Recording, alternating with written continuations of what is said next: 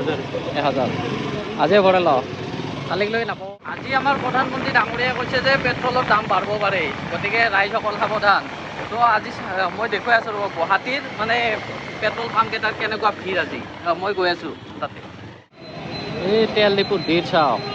petrol পাম্পত মানুহ একদম main ৰাস্তাৰ পৰা বহুত দূৰৰ পৰা নাই গাড়ীৰ ভিৰ চাওক ইফালেও কিমান গাড়ী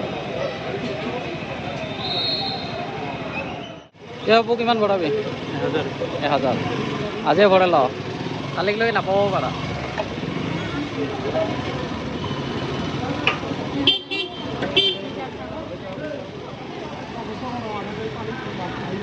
$98 চলি আছে 98.19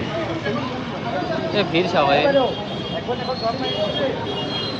কালিলৈ তেল নাপাব বাৰু তো 1000 টকাৰ ভৰাই লৈছোঁ মানুহ চাওক গাইছে ৰাস্তাৰ পৰা ভিৰ কালিলৈকে পাৰ আশা নাই তেল গাড়ী চাওক কিমান তেল ভৰা মানুহ তেল ভৰা গাড়ীৰ লাইন এয়া পেট্ৰল পাম্পক লগি লাইন আজি তেলৰ পুৰা হাহাকাৰ আজি তাৰমানে গুৱাহাটীৰ পেট্ৰল পাম্পবিলাকৰ সেই এনেকুৱা অৱস্থা চাওক এনেকুৱা গাড়ী বাইক লাইন চাওক চবতে ইয়াতে কিমান দূৰৰ পৰা লাইন আৰু এইবিলাক তেল ভৰোৱাৰ কাৰণে লাইন এইবিলাক এই চাওক কিমান দূৰৰ পৰা এনেকৈ লাইন